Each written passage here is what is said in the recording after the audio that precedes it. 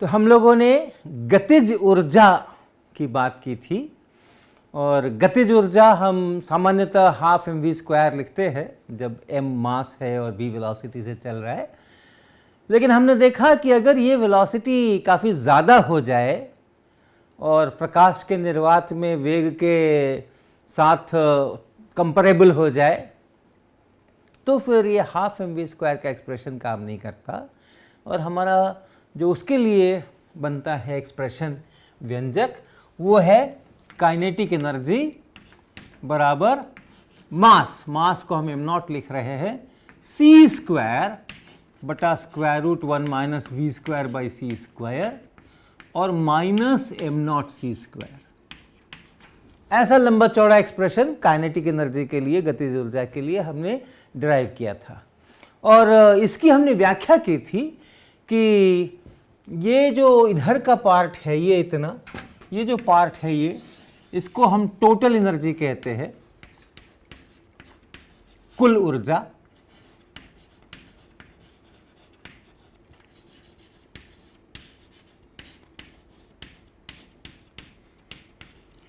जबकि ये जो पार्ट है इसको हम कहते हैं विराम गति, विराम द्रव्यमान ऊर्जा या रेस्ट मास एनर्जी। ये बहुत महत्वपूर्ण है। ये एक नया कॉन्सेप्ट है जो कि जब आप रिलेटिविटी करते हैं तो निकल करके आता है कि अगर कोई चीज़ रेस्ट में है तो उसकी जो कुल ऊर्जा है रेस्ट में जिस समय है वो उसके द्रव्यमान को c² से गुणा करने पर मिलती है। ये रेस्ट मास एनर्जी और जो इनका अंतर है वो है गतिज ऊर्जा,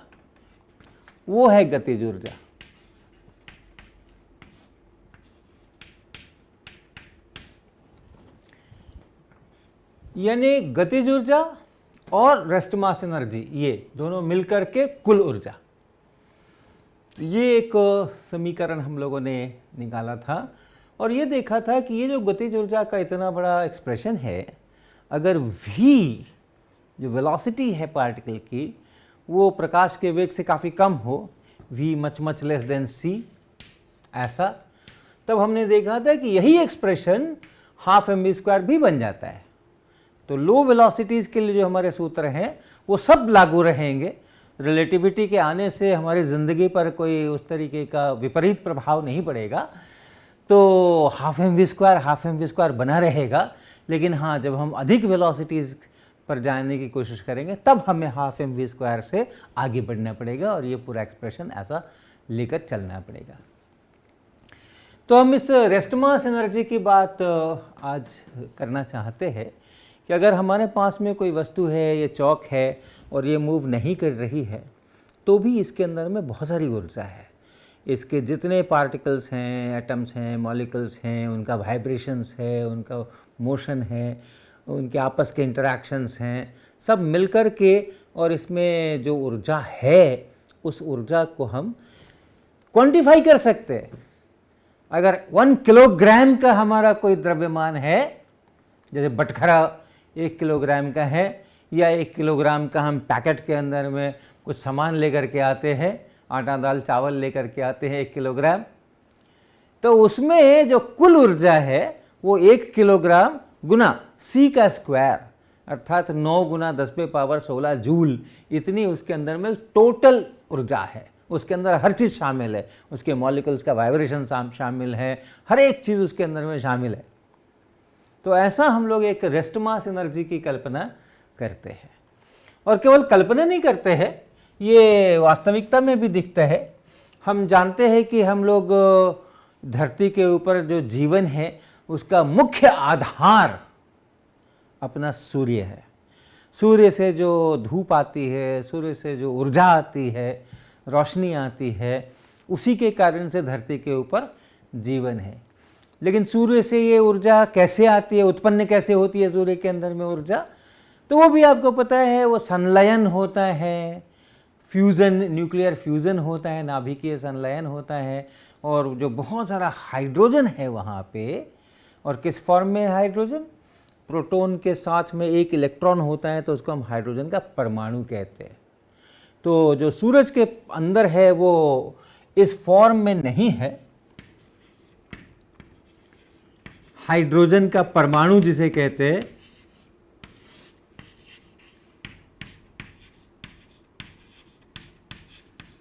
उसके अंदर में एक प्रोटॉन और एक इलेक्ट्रॉन, ये एक दूसरे के साथ में बंधे रहते हैं। प्रोटॉन है और उसके पास जो आयतन है, उसके पास जो जगह है, उसके अंदर में वो एक इलेक्ट्रॉन जो है वो रहता है, तो वो एटम बनता है। वो जो इलेक्ट्रॉन है वो प्रोटॉन के साथ में जुड़ा हुआ है, उससे बहुत दूर नहीं भाग करके जा रहा, तो उसको हम परमाणु कहते हैं। लेकिन सूरज के अंदर में जो हाइड्रोजन है वो इस फॉर्म में नहीं है, क्योंकि वहाँ का ताप बहुत ज़्यादा है, अंदर में कोर में बहुत ज़्यादा ताप है, 10⁻7 केल्विन वगैरह टाइप का उसका ताप है, टेम्परेचर है। तो ये जो इलेक्ट्रॉन उसके साथ बंधे हुए हैं वो टूट चुके होते हैं, वो दूर जा चुके होते हैं, उनको फिर किसी खास प्रोटॉन के साथ में और उसी से बंध के रहने की ज़रूरत नहीं है। तो प्रोटॉन्स प्रोटॉन्स प्रोटॉन्स सारे में बिखरे हुए हैं और इलेक्ट्रॉन्स भी बिखरे हुए हैं, लेकिन ऐसा बंधन नहीं है। और आप जानते हैं ये जो प्रोटॉन्स हैं, जो हाइड्रोजन के नाभिक हैं, वही प्रोटॉन्स मिलकर के कई स्टेप्स में अंत में हीलियम बनाते हैं। तो 4 प्रोटॉन, जिसको हम 1H1 भी लिखते हैं, ऐसा भी लिखते हैं, ये हाइड्रोजन है, एक प्रोटॉन है, और टोटल प्रोटॉन न्यूट्रॉन मिलकर के जो संख्या होती है वो यहाँ लिखते हैं, द्रव्यमान संख्या कहते हैं उसको। ये नाभिक लिख रहे हैं हम, तो ऐसे ऐसे 4 नाभिक यानी 4 प्रोटॉन, ये पूरा एक प्रोटॉन है, तो ये 4 प्रोटॉन, इनसे अंत में बनता है हीलियम का नाभिक, अर्थात टोटल उसमें 4 होते हैं, 2 प्रोटॉन्स होते हैं और 2 न्यूट्रॉन्स होते हैं। तो ऐसे लिखते हैं, हीलियम है, उसमें 2 प्रोटॉन्स हैं, उस 2 को यहाँ लिखते हैं, साथ में 2 न्यूट्रॉन्स भी हैं, तो न्यूट्रॉन्स और प्रोटॉन्स का मिला के जो संख्या है, जिसको द्रव्यमान संख्या कहते हैं, वो यहाँ पर लिखते हैं। तो ऐसा हीलियम का नाभिक बनता है, 4 हाइड्रोजन के नाभिक मिल करके एक हीलियम का नाभिक बनाते हैं। साथ में 2 पॉजिट्रॉन्स निकलते हैं, 2 पॉजिट्रॉन्स बनते हैं, ऐसा ई के ऊपर प्लस लिखते हैं तो उसको पॉजिट्रॉन कहते हैं। ये पॉजिट्रॉन है ये,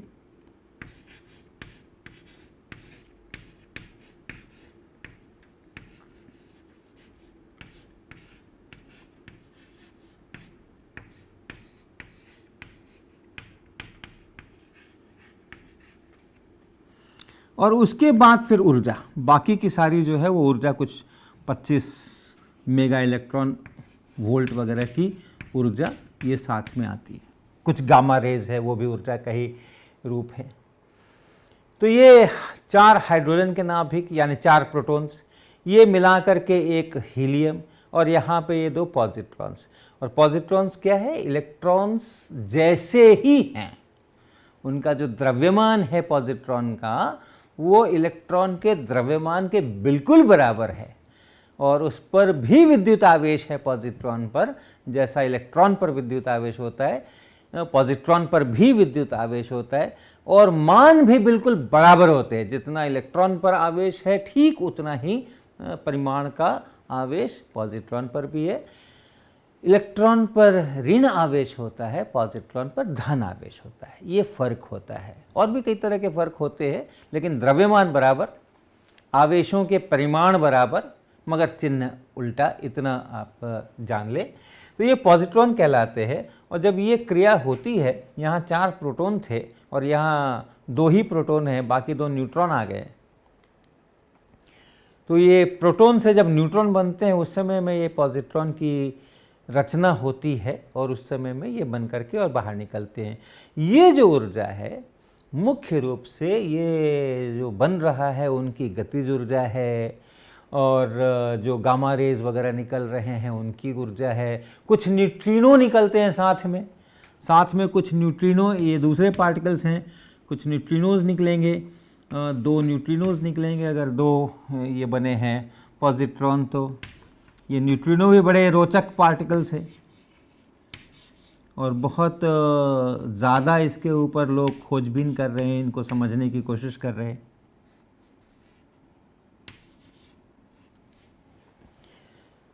हाल तक तो समझा जाता था कि इनमें रेस्ट मास होता ही नहीं है, लेकिन जो अभी हाल के शोध हुए हैं, प्रयोग हुए हैं, तो पता चला है कि बहुत थोड़ा सा रेस्ट मास होता है इसके अंदर में।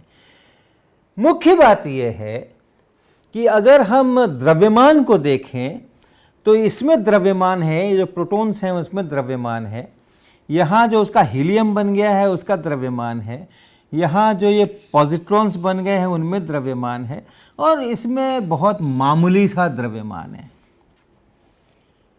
लेकिन इधर का अगर कुल द्रव्यमान हम देखते हैं, जिसको हम लोग रेस्ट मास कहते हैं, जो कि लिखा रहता है 4 प्रोटॉन है, एक प्रोटॉन का इतना मास, तो 4 प्रोटॉन का मिलाकर के कितना, वो यहाँ लिख सकते हैं। इसी तरह हीलियम का नाभिक है, हीलियम के नाभिक का कितना द्रव्यमान किताबों में लिखा हुआ है। कैसे लिखा है? बड़े सेंसिटिव तरीकों से नाप जोख करके लिखा है, ऐसे नहीं लिख दिया है, प्रयोगों के द्वारा नाप करके लिखा है और बहुत एक्यूरेसी के साथ नापा गया है।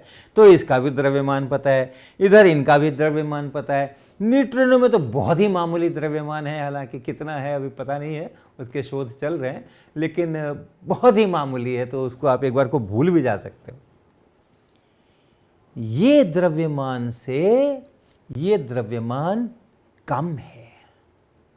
अगर हम टेबल्स उठा करके, सारणी उठा करके, और प्रोटॉन का द्रव्यमान, हीलियम के नाभिक का द्रव्यमान, पॉजिट्रॉन का द्रव्यमान, इन सब को लेकर के गणना करें तो हम पाएंगे कि ये 4 प्रोटॉन का द्रव्यमान अधिक है और इधर की तरफ जो द्रव्यमान है वो कम है। और जितना वो द्रव्यमान कम हुआ है उतनी ही ये ऊर्जा बनी है, उतनी ही ये ऊर्जा बनी है। अगर इधर का टोटल द्रव्यमान m है, रेस्ट मास की बात कर रहे हैं, और इधर का जो द्रव्यमान है वो ये m1 कह लो, इसको m2 कह लो, इस पूरे का जो द्रव्यमान है, इसका द्रव्यमान है, इसका द्रव्यमान है और इसका मामूली सा द्रव्यमान है, तो ये m2 कम है m1 से, और जितना ये फर्क है m1 माइनस m2, जितना द्रव्यमान कम हुआ है उसी को अगर आप c² से गुणा कर दें तो वही उतनी ही ऊर्जा यहां से उत्सर्जित होती है, उतनी ही ऊर्जा यहां से उत्सर्जित होती है। ये ऊर्जा गामा फोटॉन्स के रूप में हो सकती है, और ये ऊर्जा इन पार्टिकल्स की गतिज ऊर्जा के टर्म्स में हो सकती है। कुल ऊर्जा तो दोनों तरफ बराबर है। इस कुल ऊर्जा की अगर बात करेंगे, ये टोटल एनर्जी की अगर बात करेंगे, तो ये दोनों तरफ बराबर है। लेकिन अगर हम विराम द्रव्यमान की बात करेंगे, रेस्ट मास की बात करेंगे, तो वो बराबर नहीं है, वो ये सूत्र से मिलता है। अगर आप केवल इसकी और इसकी तुलना करें, 4 प्रोटॉन, बल्कि आप इससे भी आगे बढ़ें, 2 प्रोटॉन और 2 न्यूट्रॉन, और दूसरे तरफ आप सोचें एक हीलियम का न्यूक्लियस, 1 हीलियम न्यूक्लियस, नाभिक।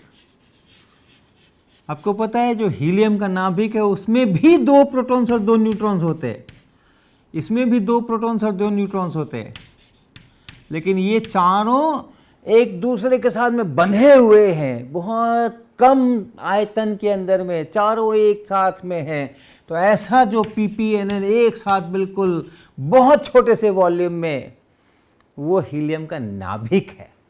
और अगर हमने अलग अलग लिए हैं, एक प्रोटॉन यहाँ है, दूसरा प्रोटॉन थोड़ी दूर है, तीसरा न्यूट्रॉन है वो कहीं और है, चौथा कहीं और है, एक दूसरे के साथ बंधे हुए नहीं है, तो इसका कुल द्रव्यमान देखें और इसका कुल द्रव्यमान देखें, ये द्रव्यमान और ये द्रव्यमान बराबर नहीं है।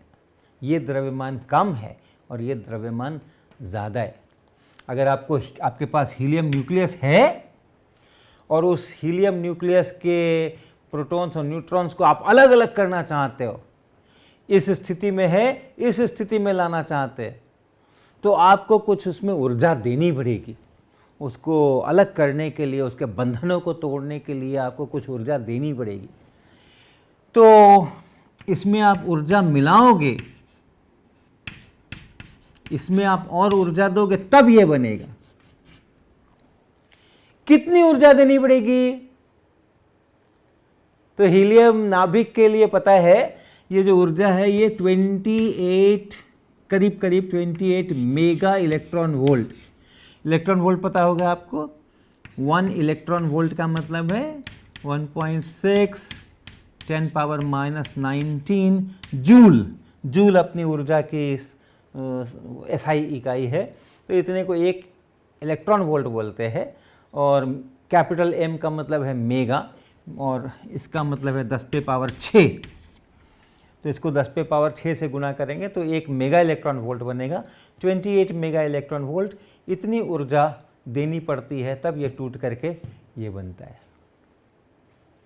और जो द्रव्यमान नापा गया है इसका, और जो द्रव्यमान नापा गया है न्यूट्रॉन का और प्रोटॉन का, अगर आप उसका फर्क देखें, यहाँ जो द्रव्यमान है वो कम है, यहाँ जो द्रव्यमान है वो ज़्यादा है, उसका फर्क देखें तो ठीक यही समीकरण से ये 28 MeV निकल करके आएगा।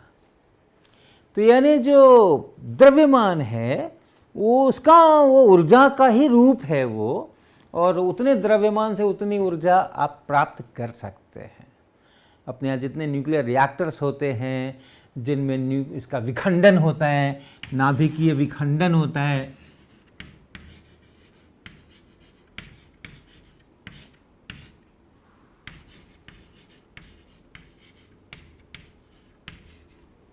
उसमें एक बड़ा नाभिक जैसे यूरेनियम 236 235 से शुरू करते हैं लोग, और उसके बाद उसमें एक न्यूट्रॉन एब्जॉर्ब होकर के यूरेनियम 236 बनता है। और फिर वो जो यूरेनियम है 236, आपको अभी हमने बताया, ये 235 यहाँ लिखा है या 236 लिखा है, क्या मतलब है इसका? यूरेनियम के नाभिक में प्रोटॉन्स और न्यूट्रॉन्स की कुल संख्या यहाँ लिखी है, और जो प्रोटॉन्स की संख्या वो यहाँ लिखते हैं। यूरेनियम के लिए 92। एक न्यूट्रॉन और बढ़ गया है तो प्रोटॉन्स तो वही रह गए, लेकिन ये बढ़ करके 236। और इसका विखंडन हो करके 2 न्यूक्लियस बनते हैं। उसके अलावा कुछ इलेक्ट्रॉन्स, बीटा पार्टिकल्स जिसको कहते हैं, वो निकलते हैं। कुछ न्यूट्रिनो वगैरह निकलते हैं। हाँ, कुछ एक एक नहीं है, कुछ। और उसके बाद ऊर्जा निकलती है। किस फॉर्म में ऊर्जा निकलती है? मतलब क्या निकलता है? ये जो बनते हैं, ये जो एक नाभिक के खंड हो करके और ये जो दूसरे नाभिक बने हैं, ये नाभिक एक गतिज ऊर्जा के साथ चलते हैं, वो ऊर्जा है ये। अन्य गामा रेज वगैरह की भी ऊर्जा है, लेकिन मुख्य रूप से ये काइनेटिक एनर्जी, गतिज ऊर्जा जो है वो यहाँ पर आती है। तो विखंडन में भी ऐसे ही होता है। अगर आप इसका द्रव्यमान देखें, इस न्यूक्लियस का द्रव्यमान देखें, और इस तरफ जितने मटेरियल पार्टिकल्स हैं उनका द्रव्यमान देखें, इस नाभिक का, इस नाभिक का, इस इलेक्ट्रॉन का, सबका द्रव्यमान देखें, तो ये द्रव्यमान कम है, ये द्रव्यमान ज़्यादा है। और जितना द्रव्यमान घटा है उसी का mc², उतनी ऊर्जा मिली है। तो यानी द्रव्यमान और ऊर्जा ये एक ही चीज़ के 2 रूप हैं। जो द्रव्यमान आप घटा सकते हो, आपको ऊर्जा मिल जाएगी। ऊर्जा आप घटा सकते हो, आपको द्रव्यमान मिल जाएगा। इसको कहते हैं मास एनर्जी इक्विवेलेंस।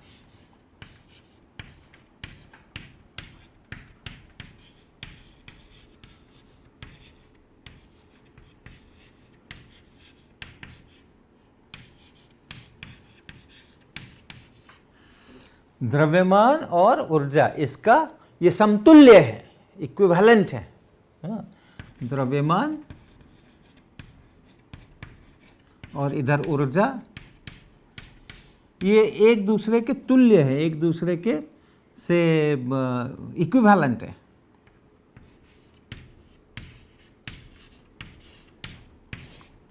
ये एक बड़ी चीज़ निकल करके आती है स्पेशल थियोरी ऑफ रिलेटिविटी से, कि जो जिसको हम मास कहते हैं, जिसको हम द्रव्यमान कहते हैं, सामान्यतः एक धारणा बनती है शुरू की पढ़ाई के समय में कि द्रव्यमान जो है उसमें मटेरियल कितना है उसकी वो नाप है, लेकिन दरअसल वो ऊर्जा कितनी है उसकी वो नाप है।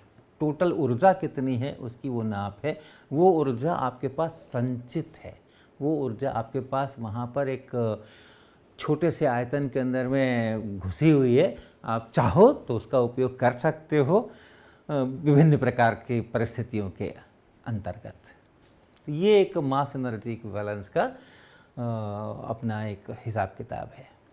तो द्रव्यमान का ऊर्जा में परिवर्तन और ऊर्जा का द्रव्यमान में परिवर्तन, ये जो हमने चर्चाएं की, उसमें हमें कुछ अलग सा होता हुआ दिखाई नहीं पड़ा मटेरियल में। जैसे हम कहते हैं कि ये हीलियम है, नाभिक है, इसके अंदर में 2 प्रोटॉन्स हैं और 2 इसके अंदर में न्यूट्रॉन्स हैं, और हमने इसमें ऊर्जा दे करके और इसको ऐसा बना दिया। तो हमें अभी भी यहाँ भी 2 प्रोटॉन्स 2 न्यूट्रॉन्स दिख रहे हैं, अभी भी यहाँ 2 प्रोटॉन्स और 2 न्यूट्रॉन्स दिख रहे हैं। लेकिन ठीक है, हम चूँकि नापी हुई चीज़ों की बात कर रहे हैं, इसका द्रव्यमान लोगों ने नाप रखा है बहुत शुद्धतापूर्वक, इनके द्रव्यमान नाप रखे हैं बहुत शुद्धतापूर्वक, और उन नापों के आधार पे हम देख रहे हैं कि इसका द्रव्यमान अधिक है इन चारों का मिल करके, इसका द्रव्यमान कम है, और जो अंतर है वो इतना है। तो ये सब बातें ठीक है, लेकिन ऐसी भी परिस्थितियां हैं जहां आप बिल्कुल स्पष्ट रूप से देख सकते हैं कि कैसे द्रव्यमान का रूपांतरण ऊर्जा में हो रहा है या ऊर्जा का रूपांतरण द्रव्यमान हो रहा है। तो हम उदाहरण देंगे आपको, इलेक्ट्रॉन पॉजिट्रॉन एनिहिलेशन। इसका इलेक्ट्रॉन पॉजिट्रॉन एनिहिलेशन, इलेक्ट्रॉन और पॉजिट्रॉन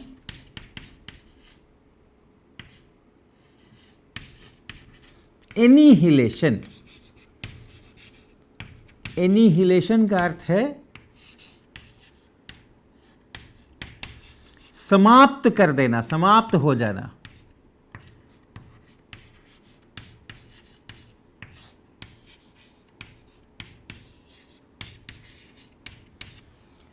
तो इलेक्ट्रॉन और पॉजिट्रॉन ये दोनों पार्टिकल्स हैं। इलेक्ट्रॉन्स तो आप बचपन से ही सुनते आ रहे हैं। पॉजिट्रॉन के बारे में भी हमने आपको बताया ही कि इलेक्ट्रॉन ही जैसा वो पार्टिकल है। तो ये इलेक्ट्रॉन और एक पॉजिट्रॉन, ये अगर एक साथ एक जगह आ जाएं तो ऐसा होता है कि वो इलेक्ट्रॉन और पॉजिट्रॉन एक दूसरे को समाप्त कर देते हैं। यानी एक पॉजिट्रॉन और एक इलेक्ट्रॉन ये अगर इकट्ठा एक जगह आ जाते हैं तो एक दूसरे को समाप्त कर देते हैं, और समाप्त करने के बाद इस साइड में सिर्फ और सिर्फ आपके पास ऊर्जा बचती है। किस फॉर्म में? अब तो कोई मटेरियल नहीं है कि वो चले और उसकी गतिज ऊर्जा हो और ऐसा वैसा हो। ये विद्युत चुंबकीय तरंगे पैदा होती हैं, गामा रेज पैदा होती हैं, 2 गामा रेज पैदा होती हैं। और जो 2 गामा रेज पैदा होती है, जिनको हम गामा फोटॉन्स कहते हैं, इसकी चर्चा हम आगे के क्लास में करेंगे। तो वो 2 गामा फोटॉन्स बनते हैं, इनमें कोई द्रव्यमान नहीं होता। खत्म हो गया द्रव्यमान, समाप्त हो गया द्रव्यमान पूरी तरह से। यहाँ द्रव्यमान था, यहाँ द्रव्यमान था, और ये पूरा द्रव्यमान समाप्त हो गया। इलेक्ट्रॉन की पूरी जीवन लीला समाप्त हो गई, पॉजिट्रॉन की पूरी जीवन लीला समाप्त हो गई। अब वो दुनिया में नहीं है, दुनिया से उठ गया वो दोनों दुनिया से उठ गए। और उनकी जगह पे क्या आ गया? जैसे हमारी ये रोशनी आ रही है, ये हमारी विद्युत चुंबकीय तरंग है, उसी तरह से विद्युत चुंबकीय तरंग बन गई, वेव्स बन गई। इलेक्ट्रोमैग्नेटिक वेव्स बन गए, गामा रेज बन गए, गामा फोटॉन्स बन गए। तो ये सीधा कन्वर्शन है, ये द्रव्यमान का ऊर्जा में सीधा कन्वर्शन है। ये द्रव्यमान से सीधा सीधा ऊर्जा बन गई है। तो द्रव्यमान को कन्वर्ट कर सकते हैं ऊर्जा में। जो इलेक्ट्रॉन है, मटेरियल है, इतने किलोग्राम, वो उतने किलोग्राम की जगह उतने जूल ये ऊर्जा हम प्राप्त कर सकते हैं। और ये हमेशा, ये हमारी प्रयोगशालाओं के अंदर में हमेशा होता रहा है। इसका उल्टा भी संभव है, इसका उल्टा भी संभव है। हम अगर जो न्यूक्लियर फिजिक्स की लैब होती हैं उनमें अक्सर गामा रेस को डिटेक्ट करने के लिए, पहचानने के लिए यंत्र होते हैं, और उन यंत्र के अंदर में कुछ मटेरियल्स होते हैं, और अगर आपका गामा रेस वहाँ से आ रहा है और उस गामा रेस की ऊर्जा ठीक ठाक है, ये जो इलेक्ट्रॉन है और ये जो पॉजिट्रॉन है, इनके जो द्रव्यमान है उसके अनुसार अगर इनका हम लिखें तो m0c²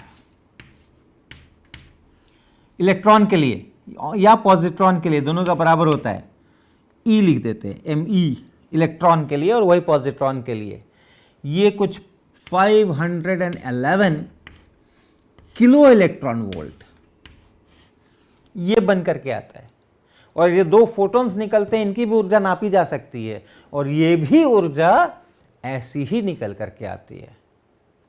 तो जितना उसका द्रव्यमान है उसी के अनुसार बनता है। और अगर 2 फोटॉन्स मिला करके ये कितनी ऊर्जा हो जाएगी? 1022 किलो इलेक्ट्रॉन वोल्ट। इतनी ऊर्जा के दोनों फोटॉन्स मिलकर के इतनी ऊर्जा वहां पर बनती है जब ये समाप्त होते हैं। ऐसी इससे अधिक या इतनी, कम से कम इतनी ऊर्जा का यदि हमें ये गामा रे यहाँ से आ रही हो, गामा फोटॉन की ऊर्जा 1022 किलो इलेक्ट्रॉन वोल्ट या उससे अधिक हो, तो ऐसा होता है प्रयोगशालाओं में, ये रेगुलर एक्सपेरिमेंट्स हैं। ऐसा होता है कि यहाँ अंदर में ये जो ऊर्जा है, ये ऊर्जा कन्वर्ट हो जाए, ये बदल जाए किसमें? एक इलेक्ट्रॉन और एक पॉजिट्रॉन में। तो इसका उल्टा भी संभव है कि ये जो गामा रे है और गामा फोटोन है, वो यहाँ मटेरियल के संसर्ग में आने के बाद, मटेरियल के साथ कुछ इंटरैक्शंस करने के बाद ये जन्म दे एक इलेक्ट्रॉन को और एक पॉजिट्रॉन को, ये जन्म दे, एक नया इलेक्ट्रॉन धरती पर अवतरित हो और एक नया पॉजिट्रॉन धरती पर अवतरित हो, ये भी संभव है। तो ऊर्जा का मटेरियल में यानी मास में रूपांतरण और मटेरियल का ऊर्जा में रूपांतरण, ऐसा सीधा सीधा भी संभव है जहां पार्टिकल्स ही नए क्रिएट हो जाते हैं या पार्टिकल्स विलुप्त हो जाते हैं।